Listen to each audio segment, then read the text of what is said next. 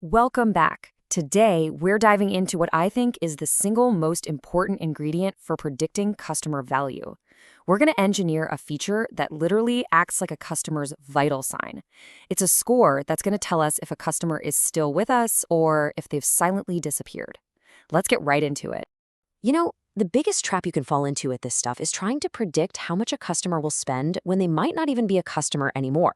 See, in a lot of businesses, people don't send you a breakup letter, they just stop showing up.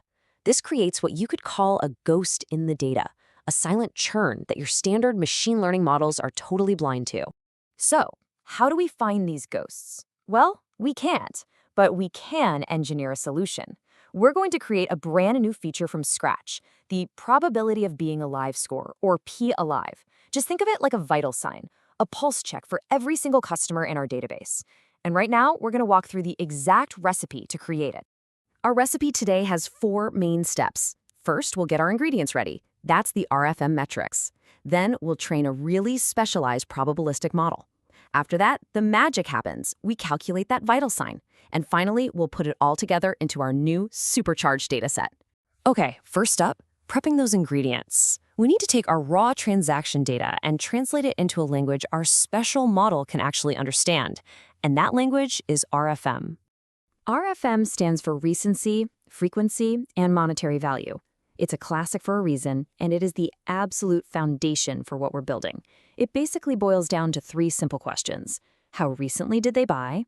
How often do they come back? And how much do they usually spend? Now here's where it gets really interesting. Look at how we actually derive these things. We're not just pulling columns from a database, we're crafting them. For frequency, notice we take total transactions and subtract 1. Why? Because we only care about repeat purchases.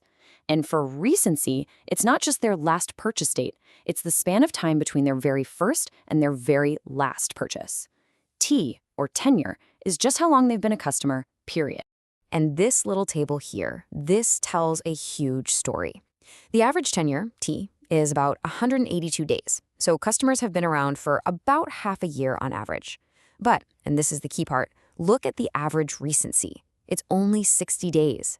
That massive gap between how long they've been with us and how recently they actually bought something, that is our first big clue that a lot of these customers have probably already churned.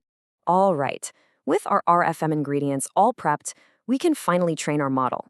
It has a bit of a mouthful of a name, the BetaGeometric/negative binomial distribution model.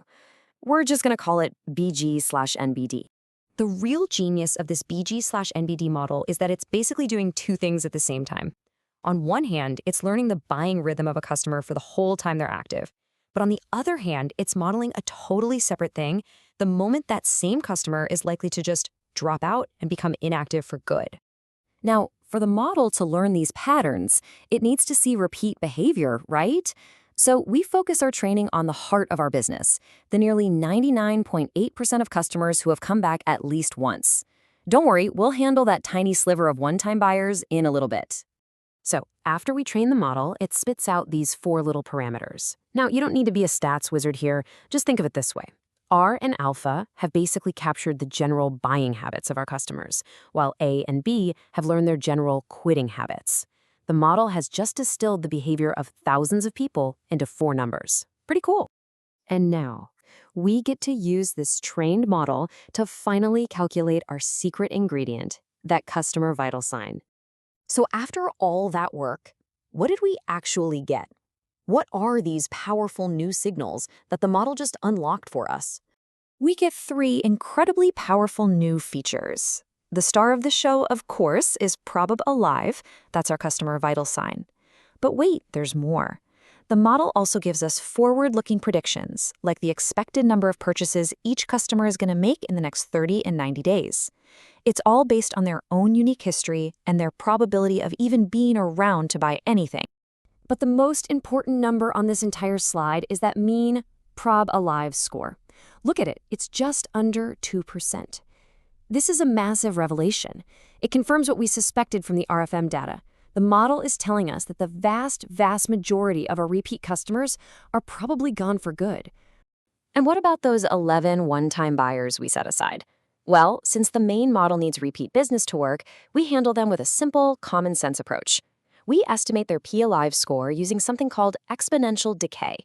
All that means is the longer it's been since their one and only purchase, the lower their P-alive score gets. This way, everybody gets a vital sign. No customer left behind. All right, for our final step, it's time to put all the pieces together. We're going to assemble the complete, enriched dataset by combining our original features with these powerful new ones we just built. So, let's recap the transformation. We started out with a dataset that had 24 features. We then engineered and added our 3 game-changing probabilistic features, giving us a final enriched dataset with 27 powerful columns. This thing is now ready to absolutely supercharge our machine learning model. This quote from the analysis just says it all, doesn't it? P-alive isn't just another column of data. It's a window into a hidden truth. It captures something a pure machine learning model can't see on its own. We've literally made the invisible visible. And here's what the finished product looks like. You can see our original data, things like age and total transactions, now sitting right next to our brand new probabilistic features. Every single customer, from your best to your worst, now has a prob-alive score. It's going to be a critical guide for whatever we build next. So why does all of this matter? What's the big deal? Well, what we've done is build a bridge. We've taken the deep statistical insights from a specialized probabilistic model, and we've translated them into a simple feature that any machine learning model can easily understand. It's truly the best of both worlds.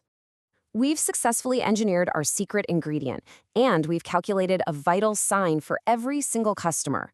And this leaves us with one final huge question. Just how much better are our predictions going to be now that our model can finally see the ghosts in the data? We're going to find out next time.